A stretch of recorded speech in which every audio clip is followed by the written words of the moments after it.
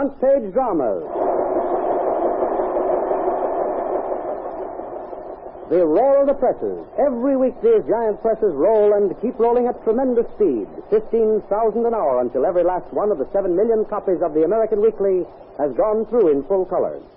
Great fiction, interesting features, factual articles, color illustrations, all these are to be found in every issue of the American Weekly, which comes to you each week with your Heists Sunday newspaper. This week's Front Page Drama, The Lady with the Lavender Gloves, is an original radio drama suggested by a feature article entitled Romanced in Perfumes, which will appear in next Sunday's American Weekly. While the feature article describes the use of perfumes in affairs of the heart down through the ages, our story takes a different turn. Our story deals with the love of liberty and the love of one's country, not the love of a man for a maid or vice versa. Yet, perfume plays just as important a part in our story as it does in romance. Our love story has a heroine, a most attractive one to be sure, but with white instead of golden hair. And while she has passed the years when men give her that certain look, she could nevertheless win their confidence and admiration. Yet she's not a hussy, but a very ample housefrau.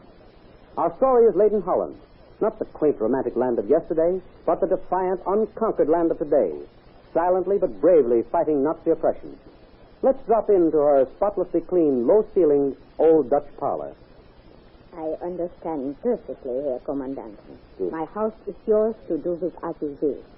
I understand all too well the hardships and demands of war. Sehr gut, Fräulein Ritter. That is my staff and myself, will occupy the 2 upstairs bedrooms of your parlor here. You will, of course, provide bed and linen. The remaining bedroom upstairs you may occupy yourself. Dankeschön, Herr Commandant. We will see to it that your chickens and geese will not be confiscated, and your vegetable garden undisturbed. However, if at times we require certain things to round out our needs, we will order them and pay you at the rate we establish. Yeah, Herr Commandant. I understand. As to the other rules and regulations, you will follow those prescribed for the rest of the town. I trust you will do your best to cooperate with us. Jawohl, Herr Commandant. I will most assuredly. Sehr gut. You are a wise old woman, Fräulein Ritter. I think our stay here will be a very pleasant one. I will do my best to make it so, Herr Commandant. There was something you mentioned about a school. What is that, Fräulein Ritter? Not exactly a school, Herr Commandant. Should we say kindergarten? Oh, kindergarten. For many years I taught school here until I retired.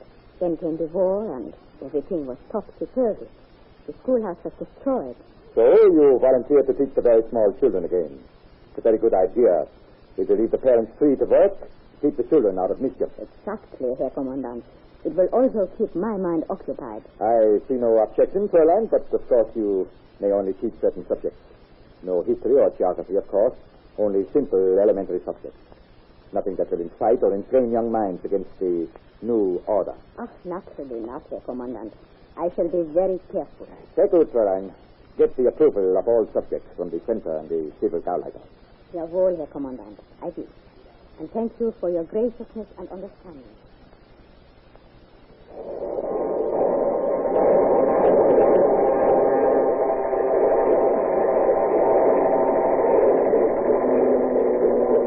Well, Herr Commandant, so the cursed English has arrived again.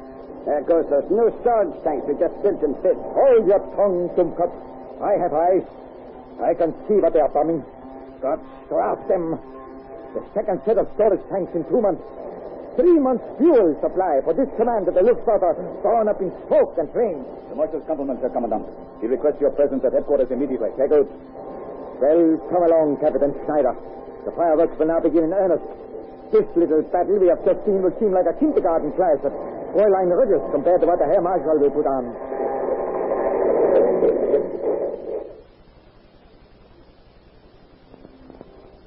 Well, Herr Commandant, you have been out watching the air raid, I understand. Yeah. Pretty sight, nicht wahr? 3 months' supply of precious fuel to keep my machines flying to England and back, gone up in smoke. It is most regrettable indeed, Herr Marshal. A most profound observation, Herr Commandant. How do such pearls of wisdom continue to flow from your fertile brain? And you, Captain Schneider, what have you to say? You, the great directing power of military intelligence for this area. I swear to you, Herr Marshal. I'm here to do the swearing, Herr Captain. I'm going to do plenty of it. You belong with Himmler's Gestapo, not the world's best military intelligence corps. Well, what is your excuse this time, or need I ask? Another lucky hit, I suppose. The commandant here will bear me out. But I have left no stone unturned in the protection of those new storage tanks. Yeah? First, I placed the entire district out of farms. I have every adult and boy and girl ordered out of this area to work on farms 60 miles away. Herr Captain is right, Herr Marshal. We did not allow them to return home during visits. We suspended all mail and postal service. We installed guards on every road, patrolled the fields within a half mile of the site of the tanks. Our own engineers did the installation, and everything was moved at night. All right. And the Luftwaffe's own camouflage experts did a most ingenious job of disguising the tank area. We hardly need a place ourselves. I give you my word of honor, Herr Marshal. It was impossible for the espionage agents to even find the slightest possible clue. And yet the very first night the tanks are filled with the finest aviation fuel, the stupid English was fly directly to the spot and destroy it in its entirety. Explain that. I cannot, Herr Marshal, except to say it was merely a coincidence. Yeah, that is not enough. There's your last chance. And I might add yours too, Herr Commandant. The airfields and supply bases in this area are of the utmost strategic importance, both from a defensive and offensive standpoint. Yeah, Herr Marshal, we realize that. Give us your orders, and this time I promise you they will be fulfilled to the letter. And I promise there will be no leaks if I have to execute the entire population. Very good. Well, mein Herren, we'll build those storage tanks at once. Huh? In the same spot, Herr Marshal? Exactly. But build them of wood, any old wood. Then see that they are carefully camouflaged again. But, Herr Marshal, the British will bomb them. Yeah, exactly. But that will draw their attention away from the new location, which will be in this area here. Now, do you see? These new tanks will be larger and connected with our supply bases with pumps and pipelines. And our camouflage experts. Guten Morgen, Fräulein Rita. Guten Morgen, Herr Commandant. A beautiful day, yeah? You are out walking and enjoying the sunshine, huh? Who is this? Your favorite pupil? Yeah, Herr Commandant. He not only has the perfect attendance record at his school, but has the best marks. So. That is why he has the fine feather in his cap. Wunderschön. Congratulations. Hans Liebe, thank Herr Commandant, and give him your best salute, Hans. Heil Hicke. Oh, sehr gut, Hans, sehr gut. And, Fräulein, may I ask a favor of you? Jawohl, Herr Commandant. That scent you use, the perfume, it has a very pleasant odor. This is lavender. I keep these lavender gloves in a box. I keep several sachets of it. Oh, and would you be so kind as to give me one or two? I would like to send them home to my wife. Gladly, Herr Commandant. As soon as I get home. Oh, danke schön, Fräulein, danke schön. Auf Wiedersehen, Hans. Ach, here comes your grandpapa, Hans. Guten Morgen, Herr Lieber. Guten Morgen, Fräulein Rita. How pretty you look again today. As fresh as a rose from your garden. But lavender is my favorite flower, Herr Lieber. Remember? Oh, yeah, of course. And you have your nice scented lavender gloves on today. Yeah, it is the sign that spring is in the air. Of course. But how about my grandson, Hans? Was he a good boy today?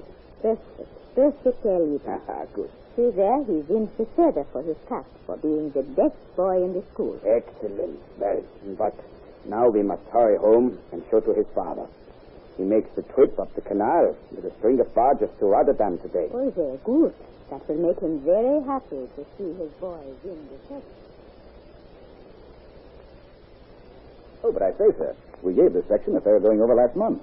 We have definite proof we destroyed the petrol supply depot. Why not? But the jerry is rebuilt. Now, here's where the old man's joke comes in. The jerry is rebuilt of wood and camouflaged it to look as though those that they had put in were steel tanks. I see. But they're really wood, just to blind to throw us off our real objective. So the old man wants you to drop a load of wooden bombs, dummies of course, on that spot and then go on. I see. To the real objective over here. That is where the new and larger supply tanks are. We should have one flight lay their eggs along this target here. That's right. That's a big pipeline that runs directly up to the airbase here. Okay? Perfectly, except for one thing. How in the devil does our intelligence department get us valuable information? From Dutch headquarters, who in turn get it from one of their agents in Holland. Oh, some lovely female spy, I suppose. They usually are in books. How did you guess it? Yes, they call her the lady with the lavender glove. By Jove, what a romantic title.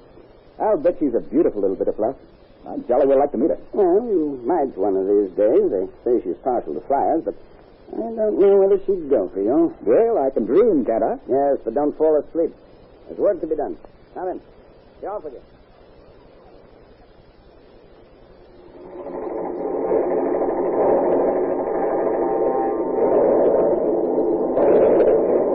You see, Herr Commandant? There they go, those stupid Englisher, right to the target. Yeah, I see. They are just about ready to drop their bombs. Yeah, there, see? The flares. They're dropping flares. Yeah, now listen to them raise their bombs.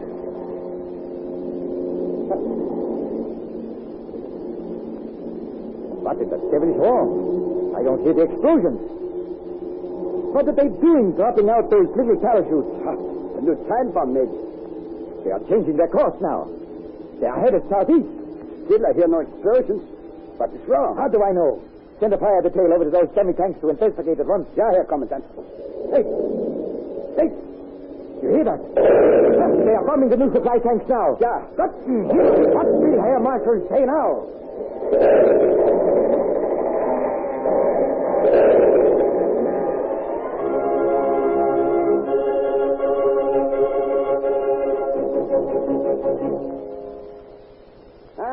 Good morning, Harry. Have a nice trip. Perfect, old boy, perfect. What the devil are you doing up at this time of the morning? Oh, just sitting up to welcome home a wandering boy. Say, old chap, who the devil is all splashed up with lavender perfume? Don't tell me you've got a sissy with the squadron. Are you HQ boys turning this place into a ladies' boudoir? Right, Commander Henry Fuller, DFC. You're an ungrateful, absent-minded bounder, and I had to cut you off my list. Why, the indignation, Steffi. What did you ever do for me? Got you a date with your dream girl for one thing you thankless bounder? Lavender. Oh, say, of course I remember. Yeah. The lady with the lavender gloves. My little Dutch dream girl. So that's where the lavender scent came from. Well, come on, producer. I'll take her out for breakfast. Now, don't be in a hurry, young Lochinvar. You've been waiting for months. A few extra seconds won't hurt you. Well, I've done a good night's work, my lad. Got up the jolly old pants off Jerry for the honor of the Empire and all that stuff. I'm entitled to a hero's reward. Right you are, Romeo, and here's your Juliet. Bring in Fräulein Ritter, Arley. Fräulein, a miss. Not married. Nice going, old boy. Come in, Fräulein. Yeah. Here's that handsome young flyer who's been so eager to meet you. Good morning, Harry. So happy to meet you. Why, yes, well, I say, is someone pulling my leg? You are really the lady with the lavender gloves? Same one, Harry. Are you disappointed? Disappointed? I should say not. Come on, darling. We're off to breakfast. A champagne breakfast. From this moment on, I'm in love with the lady with the lavender gloves.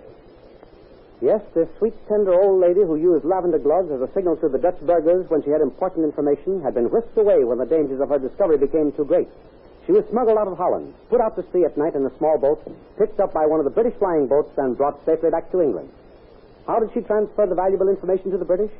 In the quill of the feather she placed in the little boy's caps as the mark of an honor student.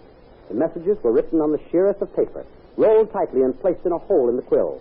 The little boy's parents, through their underground espionage, did the rest.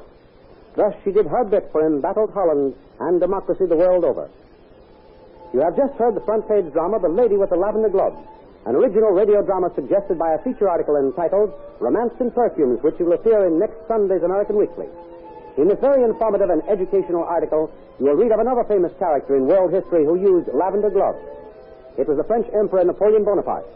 Romance in Perfumes is but one of the many entertaining and educational articles and feature fiction to be found in next Sunday's American Weekly, the magazine with the greatest circulation in the world that comes to you each week with your Hearst Sunday newspaper.